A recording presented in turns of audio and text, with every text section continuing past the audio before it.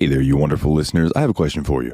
Do you want to make a podcast? Well, Spotify's got a platform that lets you make one super easily and then distribute it everywhere and even earn money all in one place and for free. How can you beat that? It's called Spotify for Podcasters. And here is how it works. Spotify for Podcasters lets you record and edit podcasts right from your phone or computer. So no matter what your setup is like, you can start creating today. Then you can distribute your podcast to Spotify and everywhere else podcasts are heard. Video podcasts are also available on Spotify. And when you want to take conversations with your fans to the next level, there are Q&A and poll options available, and those are the best way to get them talking. With Spotify for Podcasters, you can earn money in a variety of ways, including ads and podcast subscriptions. And best of all, it's totally free with no catch. Ever since I've discovered Spotify for Podcasters, it has made doing my shows like the Steam Machine Podcast, Yabs Pod, and the JRPG Report much, much easier to do. Like being able to just go on there, record them, upload it, boom, it's done. I don't have to pay for a site service to host or anything like that. It's fantastic. So I highly recommend that you give it a try. Download the Spotify for Podcasters app or go to www.spotify.com/podcasters to get started today.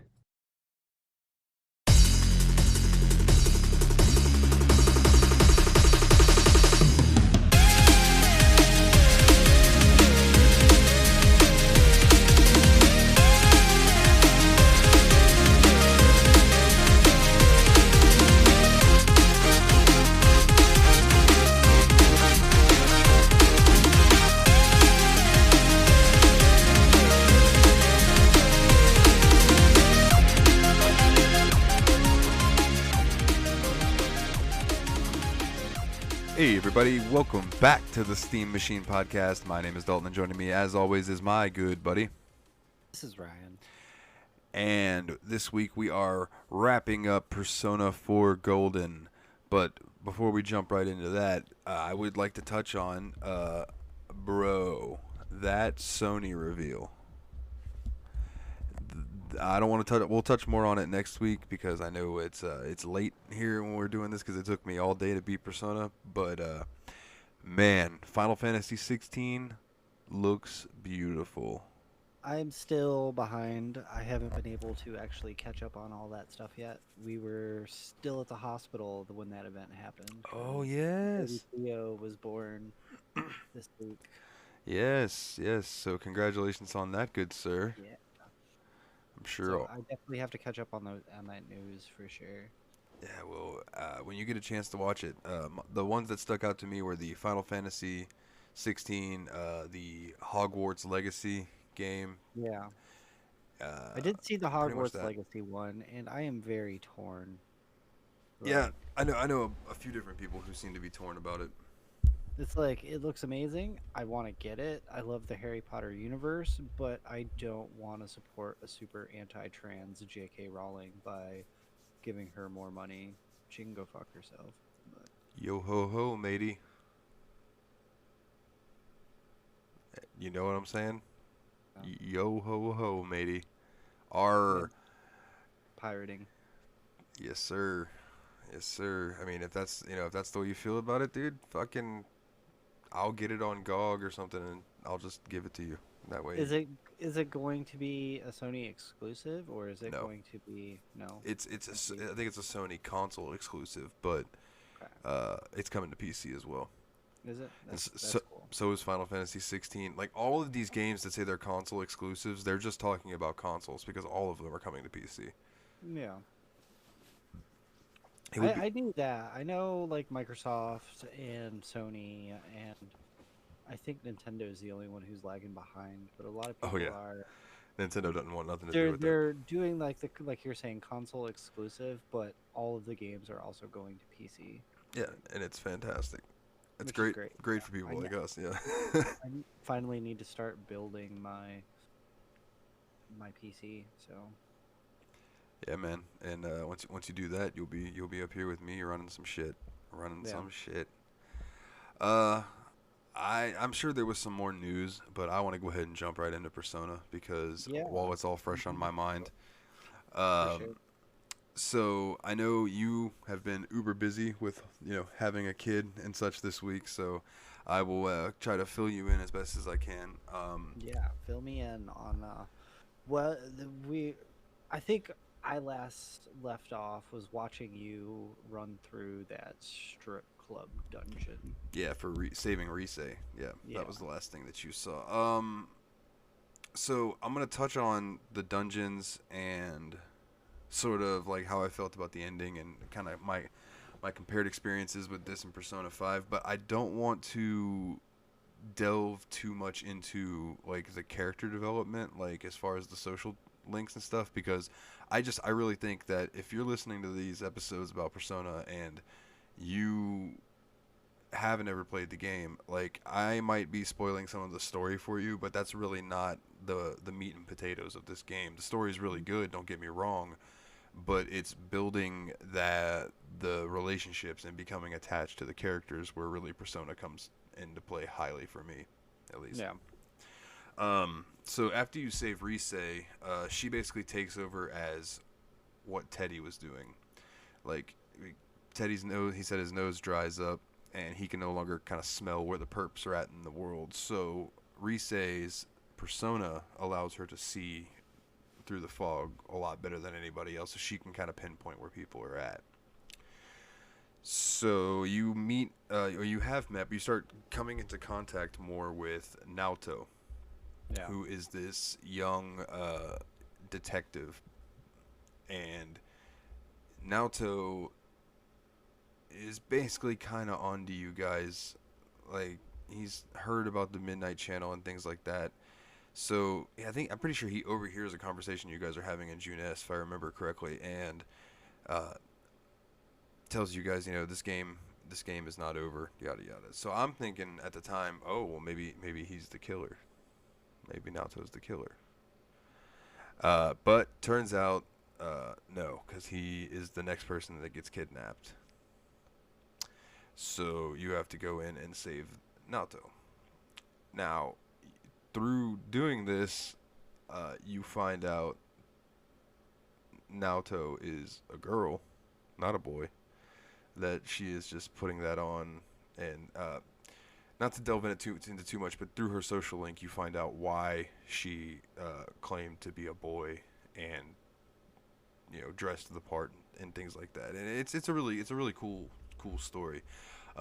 You save her, you beat the persona at the end of that dungeon. I believe it was about 10 floors deep or so. Uh, I think some of the stuff I've been doing, like research wise, it says I think a fair number of the dungeons go 10 floors deep. yeah, it seems to be the good number that they chose because I mean that seems like a good amount to me instead of having to go through like 20 floors or anything like that. Like a good 10 is not bad. I think any more than that would have started getting a little tedious. That's just me. So you save Naoto. Naoto joins your party, and Kanji could not be happier. Even though he doesn't want to admit it, he is super stoked. Nosebleeds everywhere. Keeps getting nosebleeds, which it just always cracks me the fuck up.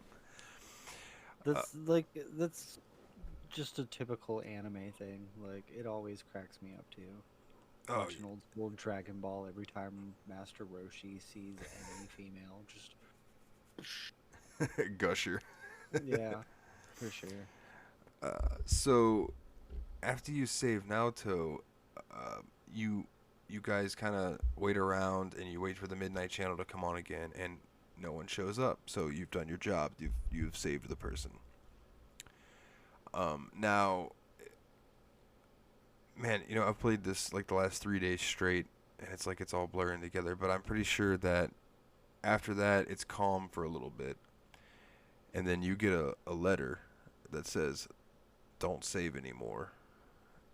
And you're like, what in the fuck? And then you get another letter that says, if you save more, and this is over like a couple weeks, but it's like if you save more people, I'm going to hurt someone close to you.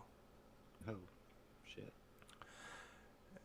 And at that point, I'm like, oh fuck, he better not fucking hurt Nanako. Whoever this is better not fucking hurt Nanako. So you go up and you watch the Midnight Channel next time it comes on, and you see the silhouette of what looks like a little girl, and I was like, Oh no. Well, turns out next day, Nanako gets kidnapped, Bastards. and you guys find out who it is. It's this delivery guy named Namate or Namane. Yeah, Namate, and he. It ends up that Dojima is like starts going after this fucker, like driving full speed, like chasing him, car chase, and they end up getting in. Of course, taking Take his Nana daughter, yeah. So they end up getting into a wreck. turns into Liam Neeson from Taken. Yeah, exactly. Uh, he gets into a wreck, and he's all fucked up on the ground. So they call the ambulance and everything, and there was a TV in the back of this truck because Namate was a delivery man, and that was why he was able to snag people without people noticing because, like, he's just a fucking local delivery guy. Yeah. So you oh man, my mind just completely blanked. Oh, so you go into the TV after him to go try to save Nanako, and sure enough, they're in there, and he's got her, and you're trying to talk him off the ledge and everything, and he kind of like stumbles a little bit, and that's the point where you guys are able to run up there and hit him, and he lets go of Nanako, so you grab her and pull her back, and then his shadow comes out, or he like turns into like this weird shadow monster thing. And you got to fight him, boss fight, and it was a pretty tough boss fight. Nothing super bad, but I've had easier for sure. And after that, you take him out of the TV world with you, and Nanako goes to the hospital, Namate goes to the hospital, and Dojima is in the hospital.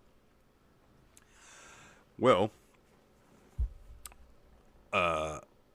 Nanako's condition suddenly gets worse after a few days of them being in the hospital, and you go running in there, and like as she's holding your hand, she dies. Brutal. And at this point, I started welling up, took a picture of myself, sent it to you, and was like, motherfucker. And I messaged James, our buddy from the JRPG report, and I just said, I have tears in my eyes, and I don't even have to tell you what just happened. Because, he knows we're playing this. He's played it before. So he writes me back and he goes, yeah, man. It was brutal. He got me too the first time. And he's like, I feel for you. And I was just like, fuck. So you guys go to talk to Namate to figure out what the hell, like why he did all of this. You also stop Dojima, who's all fucked up from the wreck, trying to go into this room to quote-unquote have a chat with him. Is that what the kids are calling it these days? So like you get him out of there. You guys go in there and talk to him. While you're in there, Teddy is standing next to Nanako still, and he's talking about how he's so sorry he couldn't save her. He just gets completely distraught. And he lays his head down on her. So, back in Namate's room, you guys are talking to him, and you let him know that, like, we know about this TV world, obviously. You need to tell us what the fuck is going on. And he starts explaining that he was trying to save these people. And you're like, save them by killing them? And he's like, no. I didn't kill anybody. He said, I saw the reporter lady was his girlfriend or whatever at the time. Like, when she was having the affair in the beginning of the game, it was with this guy. And he said he saw her on the Midnight Channel, and then she turned up dead. And then he saw the Saki girl on the Midnight Channel, and he tried to warn her about it, but she thought he was just a weirdo. And then she turned up dead. So he says that the night that his girlfriend was on the TV, he walked up to the TV and touched it, and his hand went in. And he was like, "Oh man, what in the hell?" So he figured that nobody else can get in there. He could put people in there, and they would be safe because when they show up on the midnight channel, they die. So from that point on, he started kidnapping people and throwing them into the TV to try to save them. Yukiko being the first one. And I was like, well, back to square fucking one. Who killed them? Because he's pretty much telling you the truth. You know, you figure he's being honest with you. And so you're back to square one, and you guys now there's a pivotal moment. Here's where you can get the bad ending of the game. Yusuke is freaking the fuck out and wants to throw Namate. God, I think that's his name. I'm probably going to be saying it wrong the whole episode. He wants to throw him into the TV and just leave him in there to die. And I said, hold on, no, something's not right about this. And that's when you find out all this other stuff. So that happens before you talk to him. But you can get the it's called the accomplice ending. And that's where, like, if you do that, then the game will end there, and you end up being charged as one of the killer's accomplices, which we'll get to. That's cool. Yeah.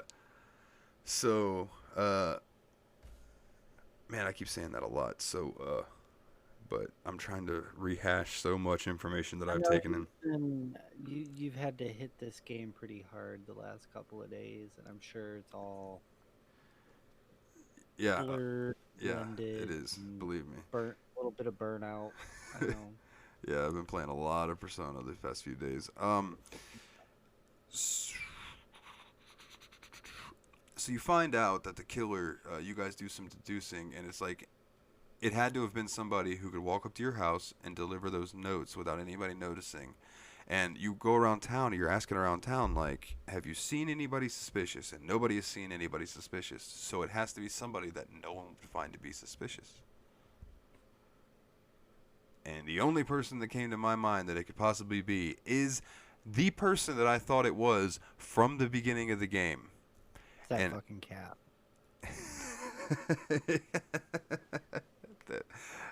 That's good. That was good. That got me. So from the beginning of the game, Dojima's partner Adachi seemed very sketchy to me, and it's because I've already played Persona 5, and in Persona 5, spoilers. This might be the first time I've ever given spoilers for Persona 5 to anybody. Akechi turns out to be the bad guy, and he's like the junior detective police type guy. And so from the beginning, when I saw Adachi and I saw his stupid fucking face, I was like, that's the guy. I bet he's the fucking killer. Just something about it. And turns out I was right. You go to the hospital to confront Adachi, and Dojima ends up showing up, and like you confront him in front of Dojima, and of course you're talking about the TV world, and Dojima's in the background, like, what the fuck are y'all talking about? Somebody please tell me what the fuck y'all are talking about. And you end up like pinpoint where Adachi gets pissed off and runs away, and ends up going and hiding in the TV world. So you have to go get him. And he was not an easy fight either, because he was like taken over by part of the shadow conduit things that were causing all the problems. And you end up having to fight. So the fog, the reason that Nanako got sick is because she was in the shadow world, and the fog in the shadow world affects people that don't have personas. Yeah. Well, that fog starts leaking out into normal existence, so that's why Nanako didn't get any better and she died, and then it came back because of Teddy, which it shows a quick cut scene of Teddy just like on this long road with a bunch of fog everywhere, and he's like, I don't know where I am, but I remember who I am now. And then he puts his head down and it fades away. Man, at this point I was so invested in this fucking story. I'm like, Adachi's got to go down, man. He's got to go down. He's got to fucking die for what he's been doing. So Yeah. you beat him, and then this giant weird ball thing comes out, and you have to fight that. It's got all the. It's basically the thing that's releasing all the fog everywhere, and you have to destroy that. And once you do, then Adachi goes on some other little spiel, and you guys take him in and throw him in prison. Fuck that guy. Fuck him. And there's a lot. It sounds like I'm just like skipping over a bunch of stuff, but in between this, there is a lot of character building. There's a lot of building your social links. I maxed all of my social links that I had, except the fox. I maxed. Now I'm gonna go ahead and say I didn't get all of the social links in this first go. Like I didn't do the PE class at all. I didn't do band. You know what? No, I didn't finish Yumi. I didn't finish the girl from Culture Club. But I finished Dojima. I finished Nanako, Yusuke, Yukiko, Chie, Naoto, Kanji. Like all of your party members, I finished all of theirs. I finished the weird hospital nurse lady who I think was fucking you in the break room. Which that's a whole other thing. And I maxed. Oh God, what's the other? Oh, I'm sorry, Marie. I maxed Marie because I knew she's the golden added character. Marie is probably my favorite character in this game. Yeah. Which is weird because she's not in the original. So like if I'm gonna pick somebody from the original cast, it's probably like Naoto or Yukiko are my favorites. But I really liked Marie's character and how she built over the game. That's cool that they were able to successfully add like a compelling character to the game after the fact. Like, yeah, it made me want to. Once you already have like an established storyline and an established like collection of characters and everything, and then to write a completely new one in who can like pass those in terms of like connectability to the target audience, that's incredible writing. It really is. Yeah, it's got me really interested in playing through Persona 5 Royal eventually because of I played through the original and now they've got the added stuff. The two new characters in Persona Royal. So, I'll get into that eventually. I'm really looking forward to it. So basically after that, you get Adachi, you put him in jail, and you go through a whole bunch of other character building stuff. Now, at this point is where I think the Golden Dungeon came in, because you guys go on the skiing trip. You and Yukiko, first of all, like a week or two before this, Margaret, who's the lady who sits in the velvet room with Igor and Marie, contacts you and says that Marie has left the car and they don't know where she went. So Okay, she was. so we're up to where I was watching you play today. Yes. On our Discord channel. Yeah. So you have to just basically just live your life until Margaret tells you that she's ready. Well, when you guys go on the skiing trip, I chose Yukiko because she was my waifu, and we went down the slopes and stuff together and ended up in a shack because there was a snowstorm and we couldn't find the lodge. And so we go in there and there's a TV and we see the TV flicker, but the TV's not plugged in. So it's like, well, what the fuck? So you guys go over there and start checking it out. Then everybody comes bursting in and they think that you guys are fucking in the corner. It's like, no, we're not. But thanks for the assumption. You're giving me some credit where I don't think credit is due, but I appreciate it. So you guys check out the TV, and this hand reaches out and grabs Chie and starts pulling Chie in. So all you guys grab her to try to stop. Well, you all get yanked into the TV because apparently Margaret has superhuman strength. She's fucking yanked in like 7 or 8 of you at a time. Just so she pulls you into the hidden forest. Hollow Forest. Oh, I'm sorry, the Hollow Forest. And this is where Marie-chan is at. And as you go through it, you hear her poems that she wrote throughout the game, which, again, I don't really want to get into because I don't want to spoil the character building stuff. But um, her poems are going, and you're going deeper into this dungeon, until Some it, of those poems were brutal, though. Like oh yeah, they got really deep. But you would randomly find them throughout the game when you'd go to the Velvet Room. She wouldn't be in there, and one of them would be laying on the floor, and she was always like, "God damn it! I put this in my pocket. How the fuck did it get there?" uh,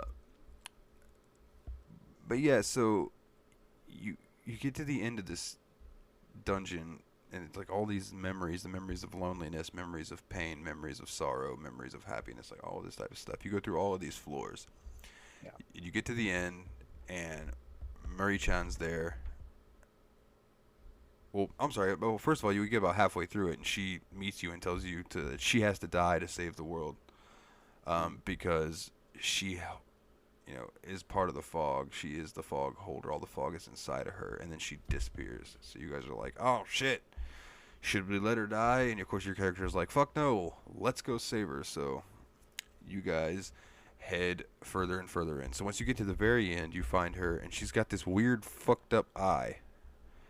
It looks like a green Sharingan. I All remember right, your reaction. You were like, "What the fuck is up with her eye?" and And then then the very next dialogue piece was kanji. It's like, "What's up with her eye?" yeah, it's like, damn, what's up with her eye? Oh man, I love Kanji. What a good character he was too. But so you have to you fight her, and about, I don't know, 1/3 of the way through her health bar, she gives up the will to fight, and then you come out, and basically she's pissed off at you guys because she knows she needs to die, and you guys are like, no, there's got to be another way. So she says that she's going to try to shut her mind off and let the fog take her over, and you can defeat that beast, and maybe that will save her. So that's exactly what happens. This big fucking monster comes out, and it fucking reflected everything but Yeah, almighty it's damage. watching you do it, and then as you were watching it, I pulled up some stuff and was reading about it. It's a pretty brutal boss fight. Like it's not. I believe it has no weaknesses other than like one move, and then that one move isn't even like super effective. It just does like normal damage. And not to mention that when you enter this dungeon, Oh yeah, all of your items are taken away. that was fucked. That was fucked. I When had that happened, I was like, God damn it, I would probably turn off the game right then and there. Like, fuck dude, this game. at one point I had like 8 million yen, right? Because I just did a lot of farming Yeah. at one point, and I had spent so much. I had 50 of every item, so that way I was just ready to go. And then I get to this final dungeon and it just wipes it all. Gone. Gone. Or I say final dungeon. It's not the final dungeon, but it's the special dungeon. It's So the golden dungeon. you only get the items that you gather through this dungeon.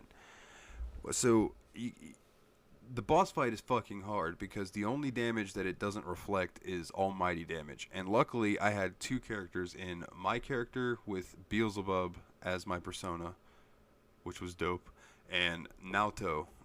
We both had almighty damage attacks. That's awesome. So we used those and persevered. It was a fucking tough boss fight, but we persevered and saved Marie. You know, she falls down and she's not responding or anything, and you guys are all holding her, and people are like upset, and Teddy's like no, and goes up and starts rubbing his fur on her face, and she comes to and tells him like get off me, and she turns out to be all right.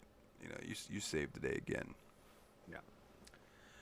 So at this point, I knew that the end of the game was coming up, and I wanted to make sure I wasn't missing anything. So I'm not gonna lie, I looked up a spoiler-free guide that would not tell me anything, you know, ending or wise or anything. But they did say on the day after, on the it's March 19th, I believe, or March 20th, one of the two.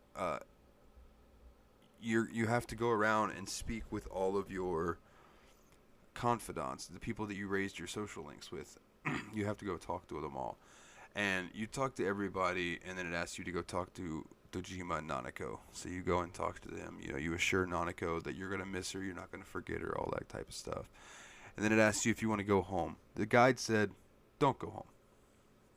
So I said, "All right, I'll check this guide out." And I didn't go home. I went back to Junes and met up with all my friends. And I had gotten a letter. So I pulled the letter out, and it was from Adachi from jail. And he was telling me that the more he thought about it, the more he was wondering who actually gave him that power in the first place, because he didn't have it before he came to Inaba. Yeah. And neither did you. And neither did Namatame. So That gets the wheels spinning again. exactly. You're back to square one. Like, Exactly. So you start thinking, who is the first person you met in town? And it's like, well, it was my uncle and my niece, Dojima and Nanako. yeah, Dojima and Nanako. So you go back to the Samagawa floodplains, head to the riverbank. They're hanging out down there. You thought that Dojima was getting ready to drown Nanako. And you talk to him, and he starts talking about, well, we were at the gas station, but it was just us. He and didn't everything. really remember shit. It was Nanako, fucking MVP right there. And she's like, well, didn't you talk to that weird gas station dude? And you're like, oh, wait, yeah, I did. And Dojima's like, oh, I wouldn't say he looked weird, but now that you mention it, I had never seen him before, and I don't think I've seen him since. And you're like, oh, that's odd. So you got to go track some shit down. So you go back and start walking around the town, and no one's seen anybody you're talking about. Like, you start walking up to people just like, hey, Did you give me this power? did you give me this Did you power? give me this power? Who are you? Why did you do this? Yeah. And everybody's like, what the fuck are you talking about? So I went into the Velvet Room, and Igor is like, oh, very interesting. I'm going to whatever the fuck, and he summons a bunch of these truth crystals that are floating around that apparently you have done throughout the whole game, and he brings them together into an orb. It's called the Orb of Sight, I think it was what it was. And no, basically, when you have it, nobody can lie to you. You can see through bullshit. Yeah. So you go walking out, and who's the only person left in town but that weird gas station dude? So you go up, you talk to him, and he reveals, yeah, he gave you that power, and he gave Adachi that power, and he gave Namatame that power. He's like, yeah, I gave it to you all to shake up boring life in this little town. I want to, yada, yada, yada. Reveals his true self to be Izaname, which I thought was the female version of Izanage. Like, I thought that they were, like, intertwined, but I guess I could be wrong, but I might be right. I have no idea. I'm gonna be blunt and honest with you guys. I stopped here, and I will probably cover the last fight at the beginning of our next episode before we cover the next game. Because at this point today, I've played Persona for over 12 hours. Actually, I started playing this morning at 5 o'clock. Yeah, you started pretty early this morning. I remember when you messaged me. About 15 hours today. 15 to 17 hours I put in on this fucking game. With some time, to take into, like, go. We have so many games on the list that are less gameplay hours than just that. My Steam, now, I won't lie. There were 2 nights that I stood in Dojima's house and went to sleep listening to Signs of Love. So there's probably a good 20 hours of this that isn't actual gameplay time, but my Steam says, you've played this game for 112 hours. Would you like to recommend this to other players? Brutal. That's so many hours. I know, and this isn't the longest game on our list. Well, yeah, no, for sure it's not. I know there's a couple other ones on there that are ridiculously long. There's going to be some games that I'm just going to go ahead and apologize to the listeners now. There's some games that are probably going to be like 6 parts long. Like, there's just nothing we can do about it. You know what I mean? Yeah. Like, Nothing we can do for sure.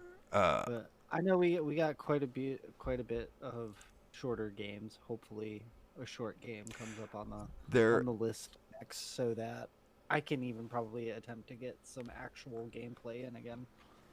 I do believe that the majority of the games are shorter than they are long, but I don't know. Um, but man, I as a whole, on the whole, as a whole, Persona 4 Golden is a fucking phenomenal game.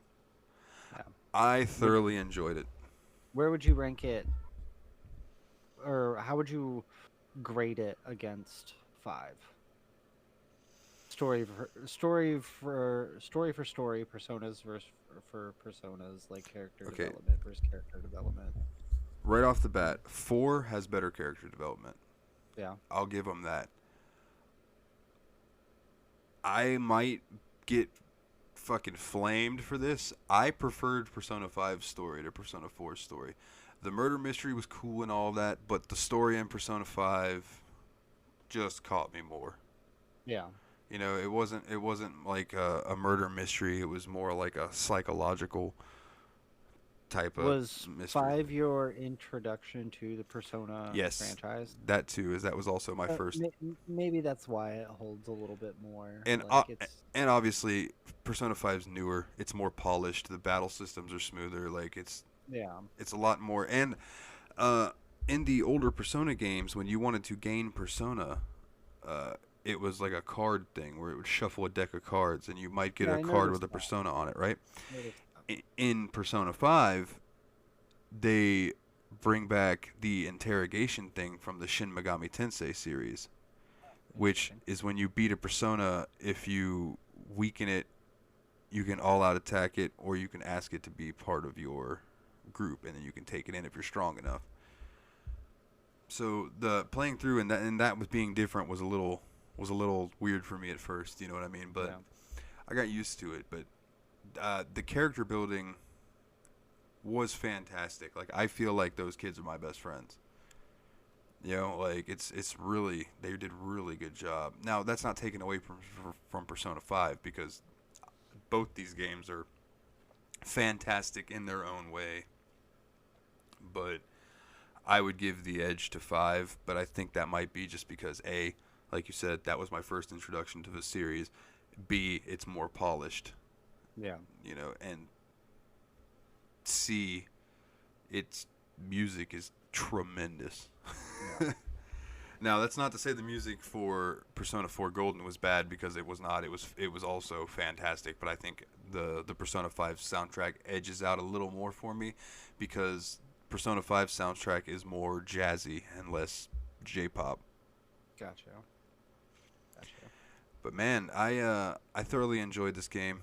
Um, How about on a 1 to 10 Persona scale? if I had to give it 1 out of 10 Personas, well, I gave Persona 5 a 10 out of 10. So I would give this a 9. 9. A 9. Room for improvement, but not much. In fact, 9.5. I'll give it a 9.5. I really, really liked it. That's good. The characters themselves, man, I can't get over like how well they did with that. Yeah. Like the Kanji's story and Naoto's story in particular were just very, very well done, in my opinion. And there's characters that I didn't even get to. Like apparently one of the social links that you can get is Saki's brother. I had no idea. That one's got to be brutal. I had no idea. Oh, when you first meet him, he's like, "Yeah, I'm Saki's brother. Are you friends with that Yosuke dude? Well, I fucking hate him, and I hate you too." And he just walks off. And you're like, "All right." All right. Alrighty then. Let's work on that social score. Yeah, right. But that leads me to this was a pretty good port. I only had it freeze up on me a couple different times, and in the amount of time that I played, that's pretty damn good. Yeah. I had a little bit of a problem, but I'm sure it's just how the quality of my laptop as far as like performance goes.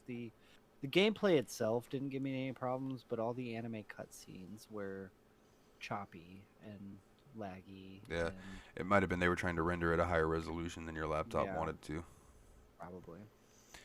But it played pretty well as a port, like you're saying, Yeah, compared to what was that game that we had that was a port that did not play very well. It's probably Corpse I was gonna Party say it was all a over again. Corpse Party was Yeah, a PSP or a Vita game, one of the two. yeah, And with it's probably that one, and it wasn't bad, but it wasn't great either. But and that's another thing that I have to remember about this game comparing it to 5 is that Persona 5 was made for a PlayStation 4. yeah, Persona 4 was a PS2 game and then was ported to Vita with Persona 4 Golden and was given the extra dungeon and the extra character and stuff, but that's still a Vita game. So, yeah, of course, the dungeons and the scenery and the places you can go are not going to be as fleshed out as a PS4 game. They're not going to be as big with sprawling and pretty. You know, it's kind of like when we played Ys 7. yeah. When you jump into Ys 8, eventually when we get there, it's a world of difference. It's a world of difference. So, we'll get there. We'll get there. It might be next. Who we don't know. But Yeah, that's true. I'm trying to think of any other things I want to touch on before we get to the next game. I will see this game to the end. I will. I am so close that I will see it to the end and report back. I do also know are that you gonna go for just this current ending that you're working on, or are you gonna go through and do the whole true ending? I might do the true ending eventually. So it's like another 100 hours of gameplay. Yeah. I will tell you this, when I go through and do New Game Plus, I will be cheating like a motherfucker. Yeah, I, Just it's because. probably the fastest way to get through it. So Yeah, it's like I just want to see the end, and so why not just fucking download a trainer and get to it, son? yeah, Or use WeMod. I don't know if any of the listeners know about WeMod, but it's like a trainer program. It's got all kinds of trainers in it, and it's Mr. Anti-Fun is part of it. It's a fantastic program if you're a cheater like I am sometimes. But I do not condone cheating in online games. If you play online games and you cheat, you fucking suck. yeah, But, you know, if you want to cheat at a single player game, by all means. yeah, That's like in Red Dead Redemption 2 online. I turn my trainer off when I go online just so I don't accidentally even hit it to bring it up because I don't want to get my account flagged and banned and shit, you know what I mean? yeah. But when I'm playing in single player mode, dude, it's fun to just be in the middle of town and spawn a legendary bull alligator and watch it wreak fucking havoc. I bet you that is fun. It's great. It's great. I haven't played that one yet either. I'm sure we'll get to it eventually. Oh man, but- one of these days, whenever you have some time, I'll hop on Discord and I'll just go wild with the trainer and show you all the ridiculous shit that I can do with it. All right. Well, wow, we're 40 minutes in. I talked really quickly about all of that, I guess. I thought that this was going to go a lot quicker, or I mean a lot longer, but It could have been, but like you said, you just wanted to touch on like the main storyline and like some of the dungeons and gameplay Yeah. style. and I We probably could have gone another hour longer just talking about the social aspect and the character development of this game. and that's a And big thing for me because I can't promise I'm going to do this with every game, but the Persona series to me, like you can vouch, like you know little to nothing about Persona 5 and it's one of my favorite games ever, and it's because I am so against spoiling that game for people. yeah, You know, it was hard for me to give that little spoiler earlier in the episode. yeah, You know what I mean? Like that was tough because it's such a good game, and I feel the same way about this game, except this game's story is cool. Except I kind of saw it coming, but to me, this game was not. What I got from this game was not an amazing story. I mean, don't get me wrong. Like I said, great fucking story, but hmm it was that character development and you getting to know them. So I don't want to ruin that for people because I want them to experience that themselves. That way they can be like, oh man, I totally get what Dalton was talking about. Or they could be like, what that fat fuck is stupid. What is he talking about? Yeah. This game sucks. I want to play more Corpse Party Blood Drive. Yeah. These guys don't know what the fuck they're talking about. Yeah. No. I really want to meet one of those people. Like, Well, what is it about this game that you absolutely love? Like that game was hot garbage, and you're sitting here fighting us tooth and nail on the interwebs because you love Blood Drive. Like, and I don't even know if there is a person. I know when we were on Maelstrom Radio, Yeah. somebody in the chat was like, "Oh yeah, that's universally panned as a terrible fucking game." yeah, I was like, "Oh man." But there is probably a chance that I will do a little more talking about Persona 4 Golden here in the future too, because our friend James, the JRPG Report, wants me to come on and discuss it with him about how I liked the PC port and how it ran, because he played it on Vita. yeah. So that'll be cool. I will keep the listeners informed as to when that is going to be coming out and all that jazz, and when we do it. It's always good to talk to our buddy James. He's a good guy. He's a good guy. All right. Well, I know Steamy's still having throat problems, but he is. But I know he can still tell us the number. So still kick on that randomizer. hit me with it. What number we got, brother? All right. Let's see. What is he doing? What is he doing? Spinning. All right. Looks like what is that? 359? Game 359 on the list. 359. You wanna give me any hints? I know this game. Well, I know this game. that I should have be a played this game before. And lucky for you, it is a super short game. Hey. No sinking 100 hours into it. I mean, it's not like real short. It says completionist is 33 and a half hours. Yeah, But depending you on can fly through the game in 9 hours. 9 hours. 9 hours. And Give me a hint. Give me a hint. let's see. God. Without giving it away. Yeah, it's gonna be hard to give you a hint without giving it away because there's not many other games on the list that are comparable, really. Do you play as a superhero? Yeah, you do. You do? Okay, then I know it's not Batman. No, it's not. Oh, then that leaves it's one of the Ultimate Alliances, right? Yeah, it's number 2. Yeah. Yay. All right. I have never played that game. No, I No, have.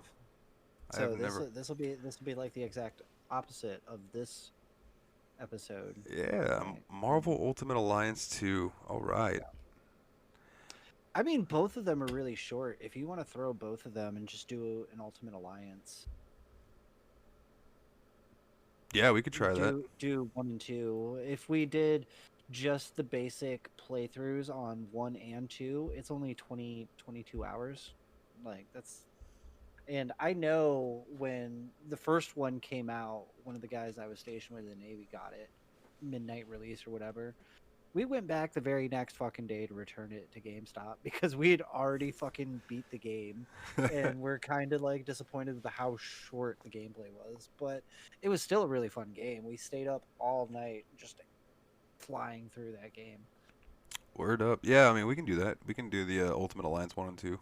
Yeah, let's hit both of them up. Cool, man. Sounds good to me. Real quick. Deadpool in either of them? Do you know? I don't remember. I don't know. Honestly. I don't know because I know there's like a weird contract dispute with Deadpool. Yeah. Or no. I'm sorry. It's X-Men that I'm thinking of. That I think isn't there a weird thing between like X-Men's not owned by Marvel, they're owned by Sony or something, or maybe it's the movie rights or something. I don't know. It might be the movie I rights. think there might be a couple X-Men but not like the full lineup or the full team. I think there's just like maybe some of the more popular characters. It's been forever since I played these games. I don't remember most of the characters off the top of my head, but Okay, I mean, cool. That's fine. yeah.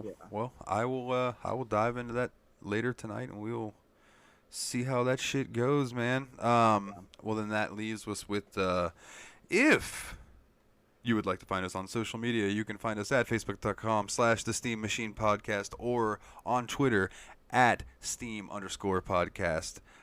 Give us a 5-star review on iTunes if you will. You can also find us on Spotify, Podcast Addict, not Stitcher. I have not done Stitcher yet, but basically anywhere but Stitcher that you get your podcasts, you can find the Steam Machine Podcast. I recommend Spotify. That's one of the easiest ways to listen to it, or if you have an iPhone, of course, iTunes. But if you have an Android and you don't like Spotify, Podcast Addict is a great app. That's what I use. I'm subscribed to like 200 podcasts. It's some ridiculous amount. Like, that's all I do is listen to podcasts. So we're out there. We out here. We out here. Is it like Action Bronson style? Yeah.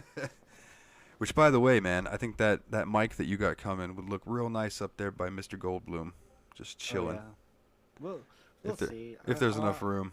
I'll have to figure out ways because I think I'm moving my setup eventually. So we'll figure something out. Yeah, we'll do it. Well, is there anything that you would like to touch on before we peace out this motherfucker? I think I hear little Theo having a meltdown, so I'm probably gonna have to go tag in and let Mama get a break. Yeah, definitely let her get some sleep and let him know that we'll beat some people up as his namesake. Yeah, for sure. All right, guys. Anyways, that'll bring the end of this episode of a Steam Machine Podcast. He's Ryan. I'm Dalton, and as always, ladies and gentlemen, take it easy.